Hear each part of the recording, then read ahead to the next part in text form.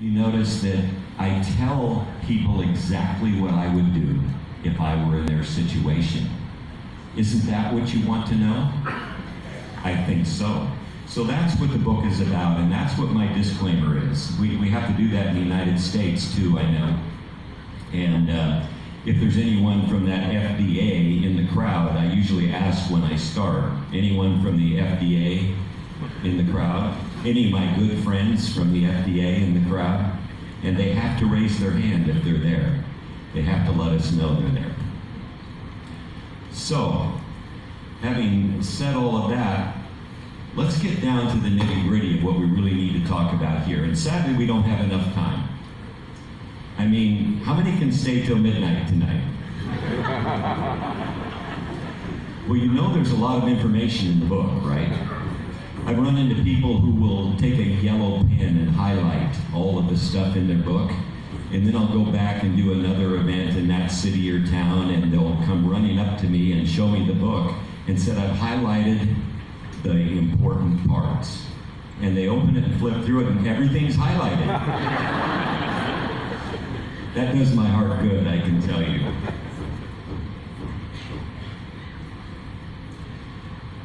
I was at the Cancer Control Society, which is every year in the Hollywood area of Southern California. And I was out on the big floor. I'd completed my speaking, where they have all of the merchants who hawk their wares that have to do with cancer or anti-cancer. A beautiful young woman came running down the aisle screaming, and she was crying and she was laughing at the same time. And I, wanted to get out of her way first, but she slammed into me and gave me the biggest hug. And she said, "You saved my life." And I looked at her and I said, "Who are you?" She had explained to me that she had found the book through a friend of hers, and she started to implement what was in the book. And then her boyfriend chimed in and said the first month she was way better. The second, third, fourth month, better yet. And she continued to get better and better. Until the family intervened. She had an outstanding quality of life. The cancer was in remission. And then, as so often happens, and we see every day in our country at least, the family said, go see your doctor and check it out again. And of course the doctor, the oncologist, says, well, you're pretty good, but let's do a little chemo to make sure there's nothing wrong. Anyway, we've heard this happen all the time. These people are healing and healed, and for some reason, because we're so attached to allopathic or conventional medicine, that they agree to go in and just having that little bit of chemo, that won't hurt, or that little bit of radiation, go in and get the margins, a little extra surgery, these types of things. And it usually ends in disaster, because their bodies are stronger than they were, but the sheer power of these chemotherapeutic drugs today and radiation are immense. And sadly, it was a few years later, and she'd been thriving for quite a while, but she wasn't anymore. And her family would not let her go back to what she was doing in the book to heal herself. They insisted that she had to continue on. It was her only hope. And of course, I can't understand that, because I saw her getting better doing the right things. So I encourage people to stay with it. And many people will ask me, well, I like your protocol. Sounds good, but how long do I have to do it for?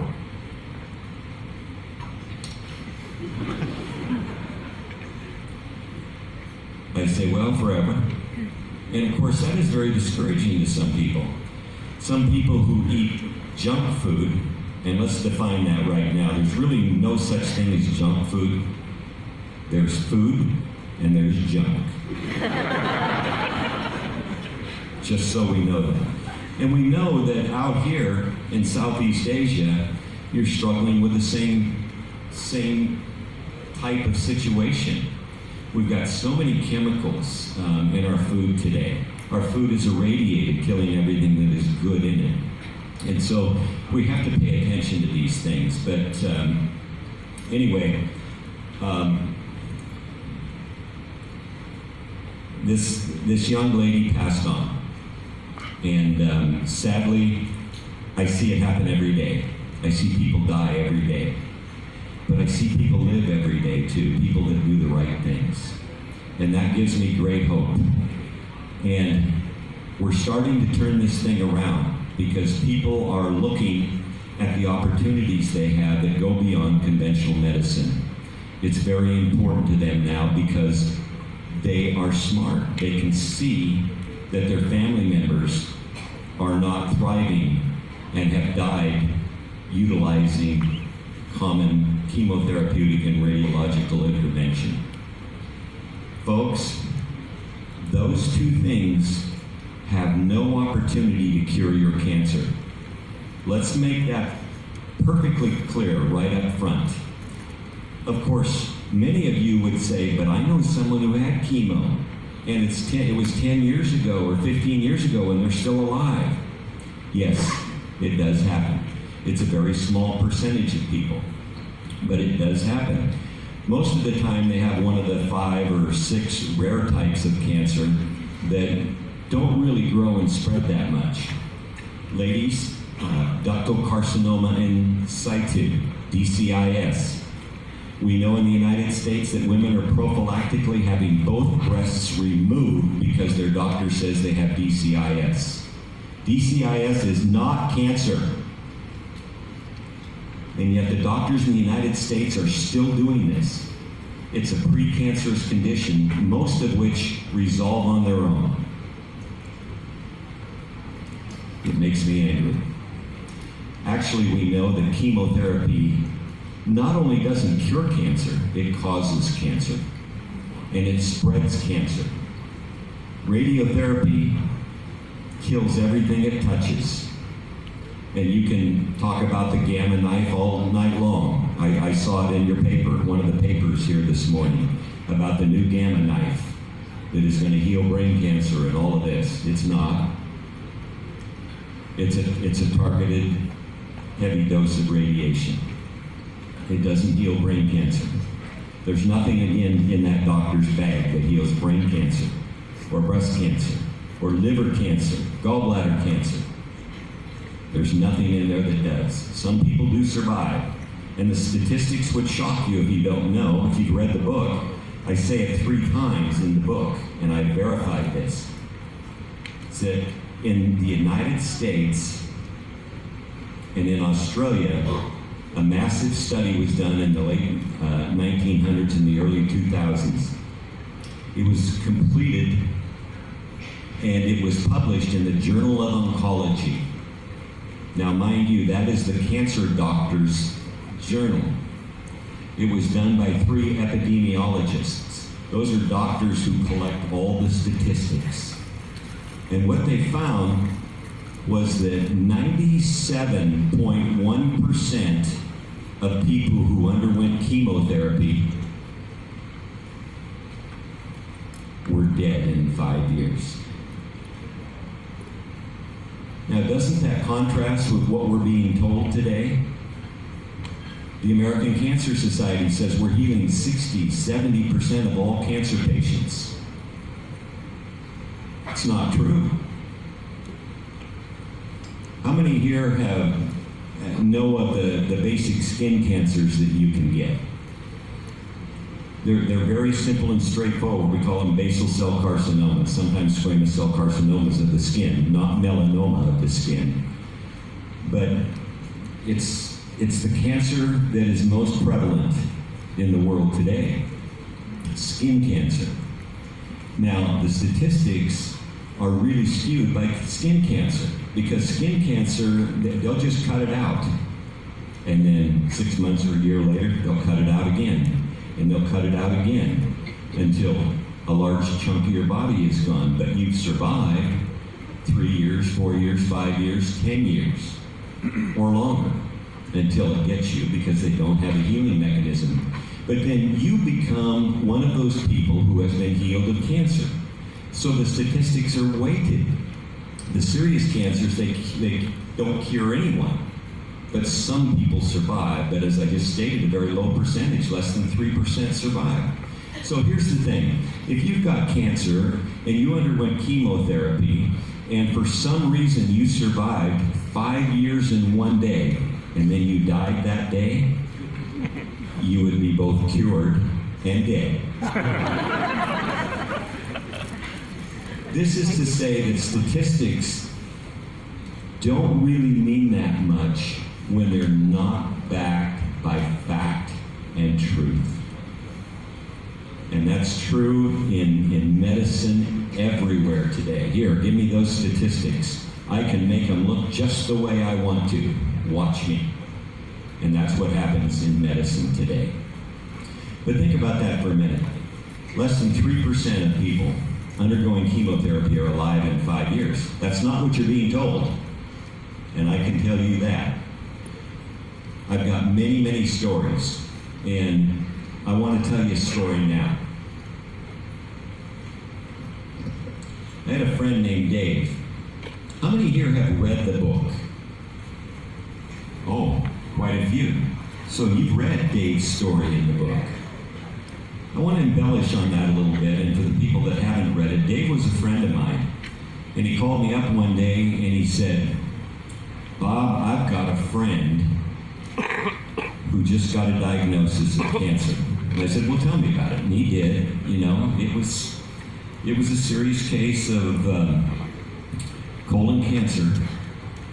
And I said, "Well, what do you want?" And he says, "Well, I want you to help my friend with it." And I said, "Well, what's your friend's name?" And there's a silence on the other end of the phone, and finally he said, "It's me."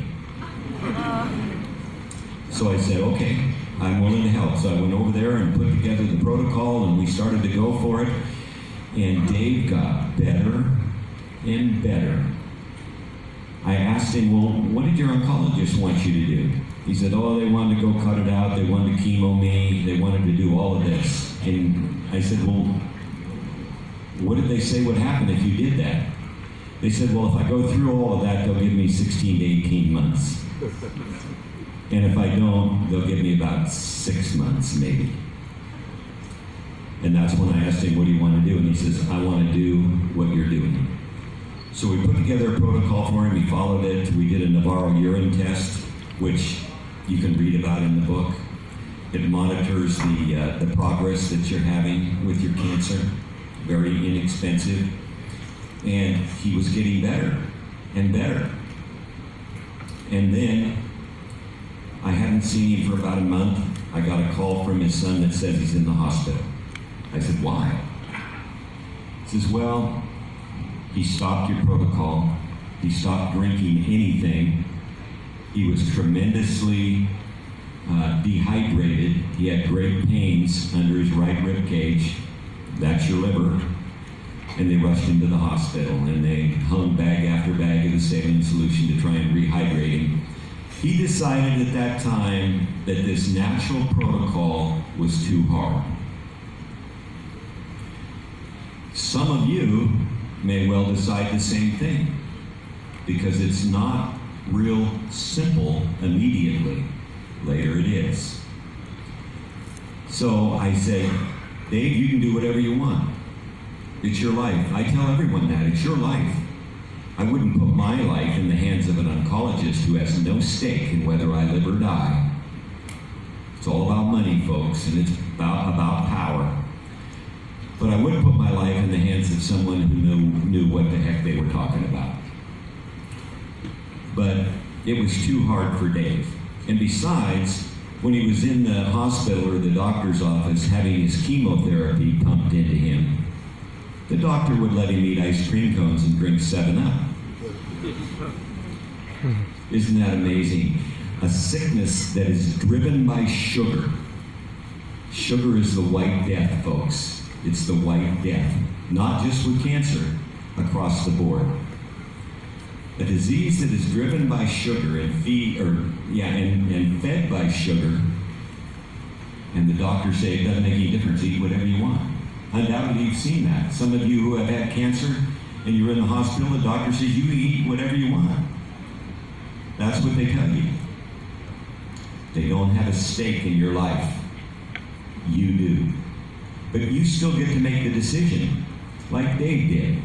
So he went what he thought was the easy route, because it was just too hard to take on a protocol that drove him away from all the things he did that helped to give him cancer. So I would visit Dave periodically, and he was getting worse and worse. Until one day his son called me and he says he can't get out of his chair today, and he's really confused. I think that was the last day that I saw Dave. And it was the chemo brain, and he was just being hammered with drugs, with chemotherapy. And it wasn't much later, a few weeks later, that his son called me and said that his dad had passed. My friend had lost his life. Now, those of you who've read the book know my dad's story. And my mom, I didn't put my mom's story in there. People ask me, why do you do what you do? Well, I've got some very good reasons. One reason I told you just a bit ago, because I get to watch people live every day who the doctor said would not live. My mom died within 2 weeks of her diagnosis. It was terrible, but my mom smoked 3 packs of cigarettes a day, and she drank about 6 pots of coffee a day. She died at age 75. She would have lived like my grandmother to be 103 if she hadn't done that. I held her head in my hands on that hospice gurney in her front room as she took her last breath. That changes you. My dad died after that.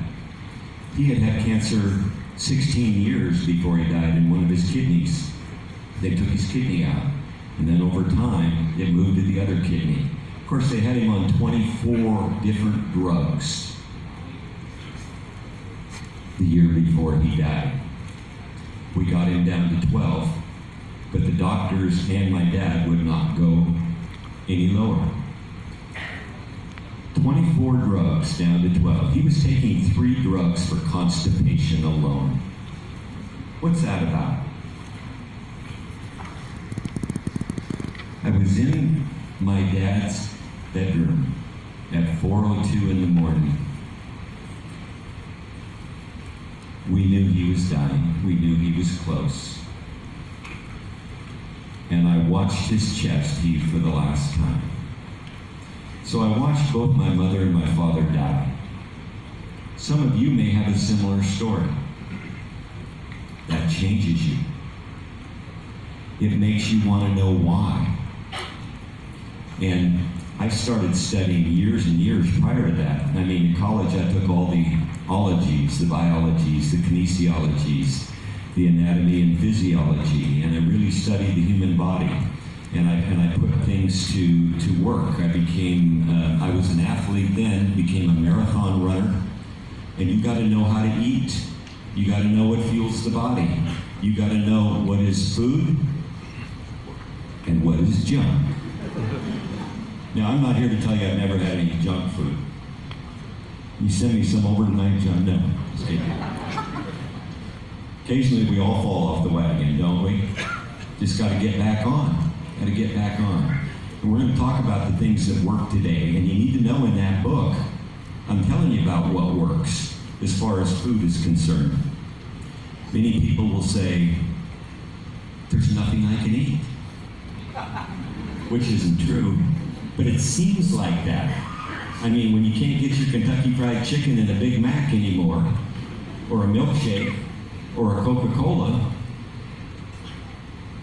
it's like the end of the world for some. And I get it. Foods are engineered today to taste good. Our taste buds are different than they used to be. When I was a kid, I'd eat a raw carrot for a treat because my taste buds actually thought that was good. We don't do that today. We eat Twinkies and cupcakes and pie and cake because they're full of canola oil and high fructose corn syrup and all those things that are bad for us and MSG, but they taste good. Anyway, all of that's in the book, and there are tons and tons of websites that deal with diet and what you can eat. To finish Dave's story, the doctor had given him 16 to 18 months if he did the chemo. And of course, he did not even last 6 months. Once he got on that chemo protocol, it took him down so fast that he was dead in no time at all. Think about this for a minute. This is important.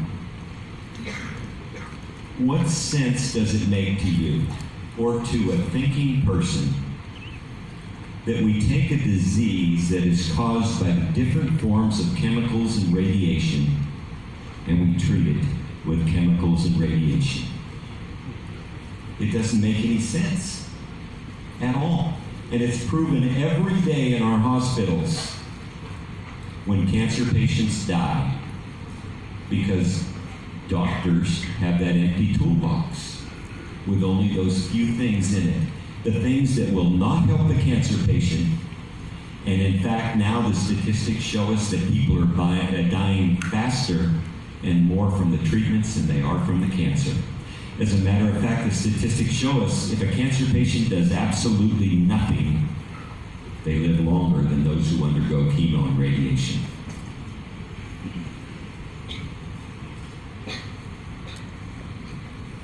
"97% of people undergoing chemo are dead in 5 years." Give that a thought.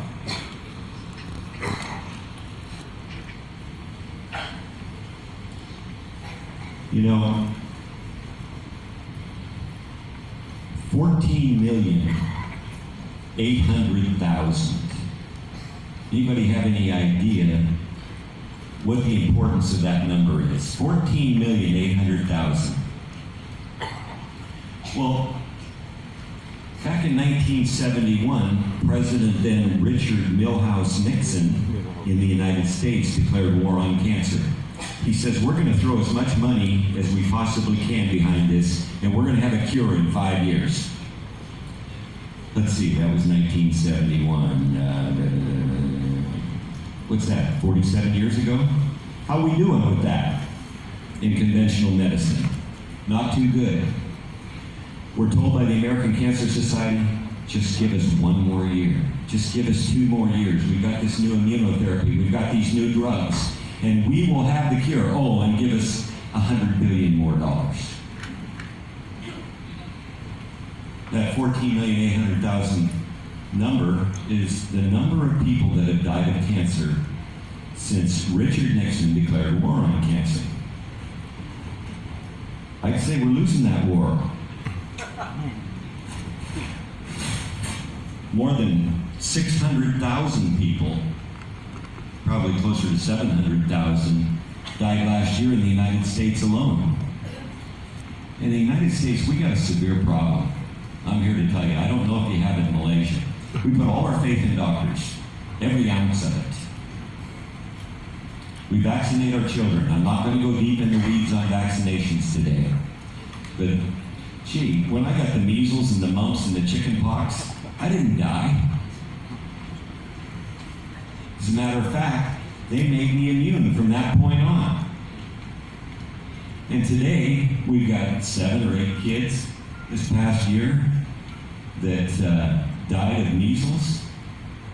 For some reason, it's generally not the measles, it's because they've got other issues, just like the elderly people like me who get flu shots.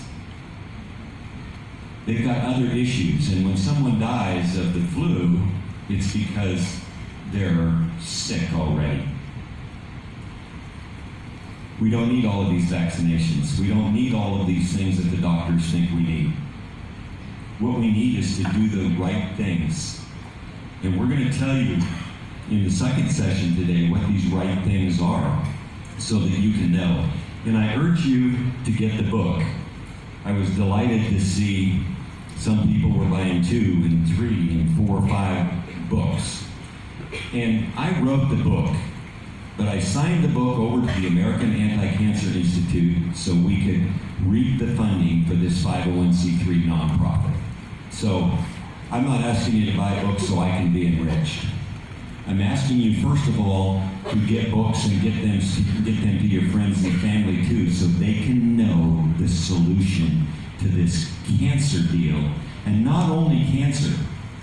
We're going to talk about the protocol today, the 5-step protocol. If you've got cancer, if you've got heart disease, if you've got diabetes, if you've got autoimmune disease, if you've got neurodegenerative disease, do this. So when you pick up that book and read it, and you say, well, I've got type 2 adult onset diabetes, Bob. What am I supposed to do? Do what's in the book. There are some caveats. Type 2 diabetes is a curse upon mankind because we go to the doctor. Let me tell you what happens to a diabetic over time. If they're not treated correctly, and if you're going to see your doctor, you're not being treated correctly, you're going to poke your finger, 1, 5, 10, 20 times a day. You're going to draw blood. You're going to test it for the sugar level. You're going to take insulin. You're going to take metformin. You're going to take something else. Eventually what happens? You get neuropathy in your legs. You have a little toe amputated, and then a foot amputated, and then a leg amputated. Your vision starts to go away, and then you die of stroke or heart attack. That's diabetes. You'll last a lot longer than a cancer patient will. But that's not living. I ask God, let me live as many years as you want, but give me a quality of life. You want to live to be 100 and be in a wheelchair the last 30, 40 years? You want a quality of life. You're not going to get a quality of life by following modern medicine. I can say that unequivocally. I'll tell it to any doctor. I'll look him in the eye and tell him that. And inherently, that doctor knows it. So whether it's any of those things, we're working with people with neurodegenerative diseases today. And those are like Parkinson's, amyotrophic lateral sclerosis, ALS, which is Lou Gehrig's disease. All of these types of things that have a solution that is far better than being a guinea pig and having them pump you full of more drugs. One of the most tragic things I hear is someone who comes back after a cancer diagnosis and says, well, the doctor said it's good news. Yeah, I've got real bad cancer, but he told me that they've got a real good chemotherapy. And the good news is if that doesn't work, he's got another one right behind it. And if that doesn't work, he's got another one right behind it. Boy, that'd be bad news to me. I don't want any drugs in my body if I can avoid it. We do need drugs at times, we know that. I mean, again, if I get in that traffic accident and I need major trauma surgery, I kind of like them to put me out first. That takes drugs. So there is a time and a place for drugs, a time and a place for surgery. 90% of surgeries are not needed and unwarranted. And I'm trying hard to think of a case when chemo or radiation is warranted. I'm struggling with that.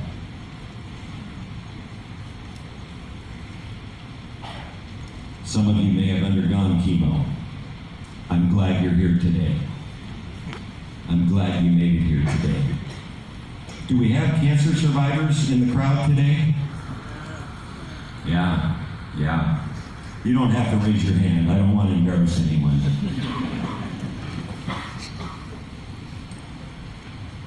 How do we get cancer? Those of you who know about a special kind of water, which we'll talk about in the third session, know about acidity and alkalinity and inflammation. Inflammation drives every form of sickness. Why do they give you steroids when you're sick? Inflammation. It drives everything. Inflammation. How do you get it? Your body becomes acid. Is our body supposed to be acid? No. How are we born? We're born slightly alkaline. Anyone ever smell a newborn baby? It smells good. Anybody ever go into an old folks' home and smell it? Smells bad. Acid. Acid. We spend our lives acidifying our bodies. And how do we do that? Well, we eat all the wrong things. We eat acidic foods. We drink acidic water and acidic drinks, like soda pops, which are all the way just slightly above stomach acid on the pH scale. So we also have chemicals in our air, chemicals in our dishwashing soap, in our water. Is your water fluoridated and chlorinated? Yeah, we can talk about the thyroid later if we have enough time. But for those of you who have thyroid problems, I can tell you that the solution is not just to yank your thyroid out. It's to stop the chlorine and the fluoride and the bromine that block the iodine receptors in your thyroid.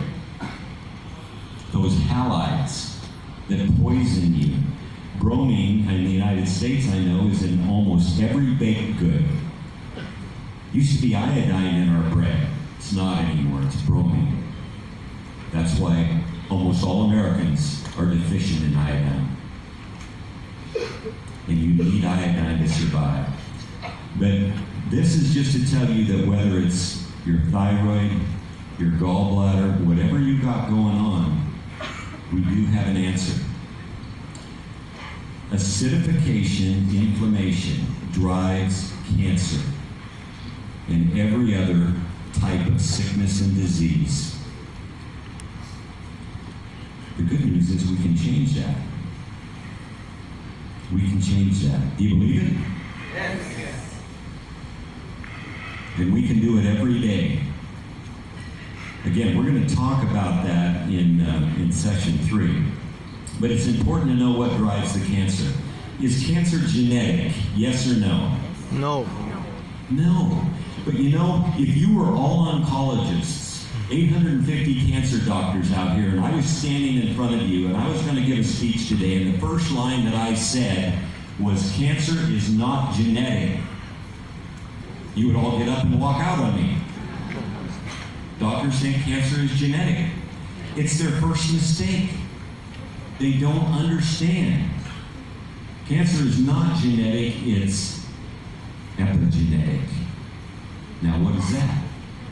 We know that genetics is the blueprint for our body, right? It's how we're made. That's how we're hardwired. It's the hardware of our body, the computer of our body. So if the genetics is the hardware, what is the software?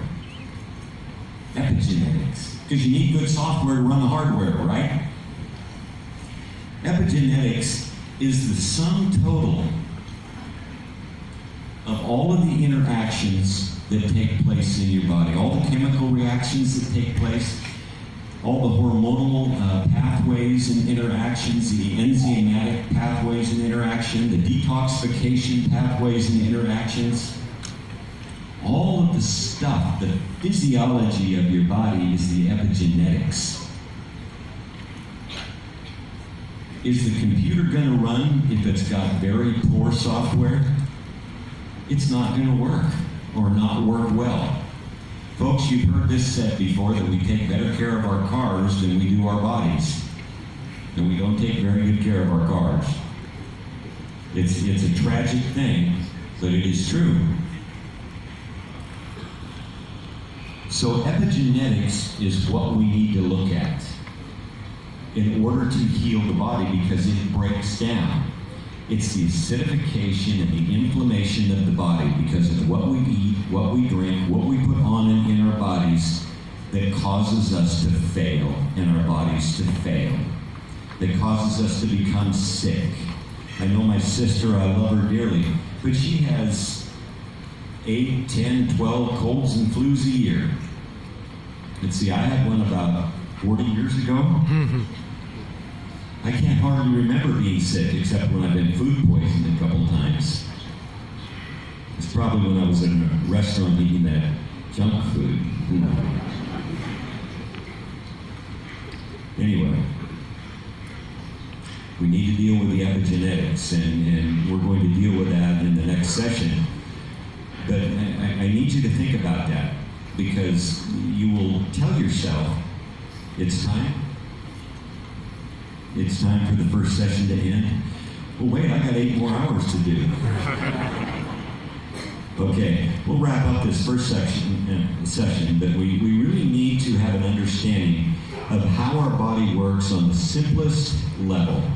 And believe it or not, the simplest level is going to be something that you will understand.